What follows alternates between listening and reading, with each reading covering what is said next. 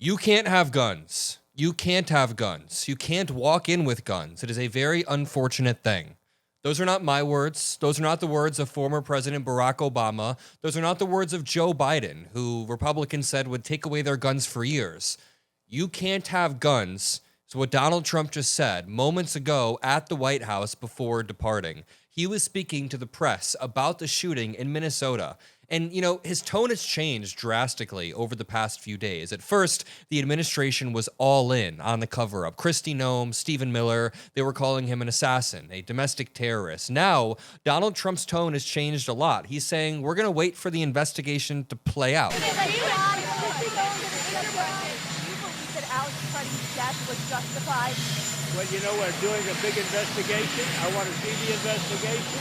I'm going to be watching over it. I want a very honorable and honest investigation. I have to see it myself. This is the first time in history I've ever heard Donald Trump even imply that he wants an investigation or something fair. He's been calling to put Tim Walz and Mayor Jacob Frey in prison over the past few months with no investigation. He doesn't give a shit about investigations. He wants to sue and litigate. In this case, it's because he realizes that the administration's backlash is going to cost them not only the midterms, but maybe even much more. ICE funding, a government shutdown in 4 days. That is really scaring him. He has no leverage whatsoever because just a few days ago, these are the statements that you need to remember. These are the specific statements.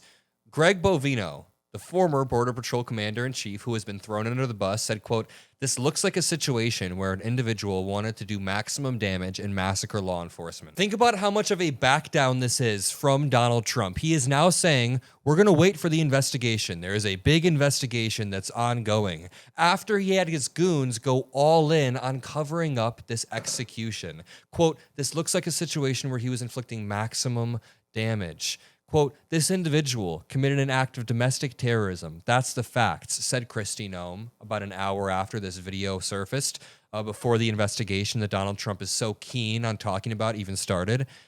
Quote, "A domestic terrorist tried to assassinate federal law enforcement," from Stephen Miller. That's what they would say about you, me, any one of your family members that got tragically murdered in such a quick fashion from law enforcement. They would say, hey, he's a domestic terrorist. In fact, they would then justify stripping away more constitutional rights in order to act like your death was justified. For example, here is Donald Trump on the White House lawn moments ago saying, you can't have a gun. You can't walk in with a gun. I'm going to try to crank up the volume, but it's hard to hear due to the chopper in the background. Well, that being said, you know, you can't have guns. You can't walk in with guns. You can't walk in with guns. You can't do that. So, it's just a very unfortunate incident.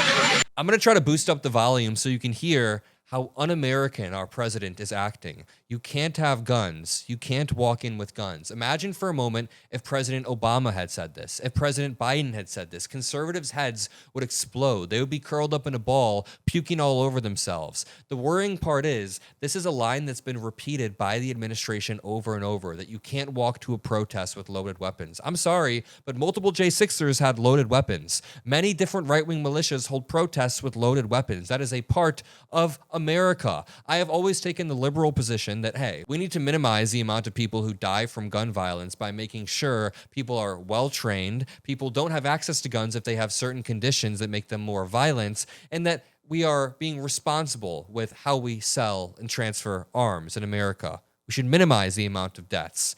But that means people can still own guns. Many people know how to safely own guns. Now they're coming out with the other extreme, saying you can't bring a firearm to any protest. Christie said you cannot bring a firearm loaded with multiple magazines to any sort of protest that you want. It's that simple. You don't have that right to break the law and incite violence. We will, of course, always protect your First Amendment speech. And if you peacefully protest, there is absolutely nothing wrong with that.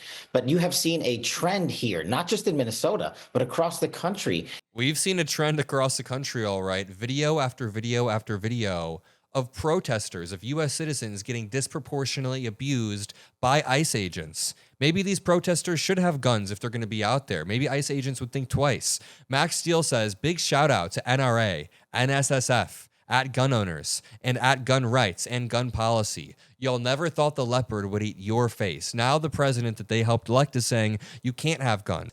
He went for his gun. He pointed at officers. He was threatening them. All lies spread by morons and traitors to the American people.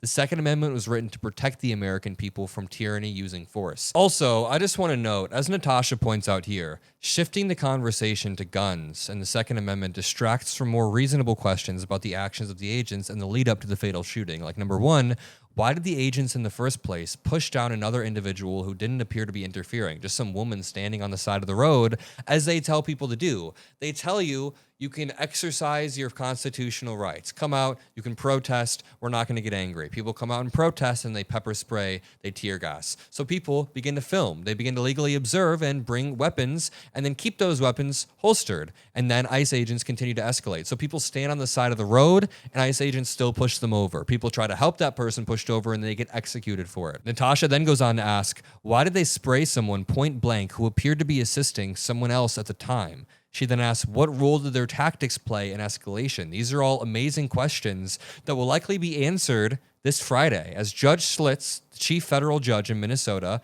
a serious judge, a serious guy, has ordered the head of ICE, Todd Lyons, to appear personally in court Friday and threatened him with contempt for the agency's repeated violation of court orders. Quote, the court's patience has come to an end. This is the type of accountability that we need. We're quite literally going to be dragging the head of ICE in front of a judge and asking him questions. The ruling was quite intense. It says right here, this is one of dozens of court orders in which respondents have failed to comply in recent weeks. The practical consequence of respondents' failure to comply has almost always had significant hardships to aliens, many of whom have lawfully lived and worked in the United States for years and done nothing wrong. The court has been extremely patient with respondents, even though respondents decided to send thousands of agents to Minnesota to detain aliens without making any provision for dealing with them afterwards.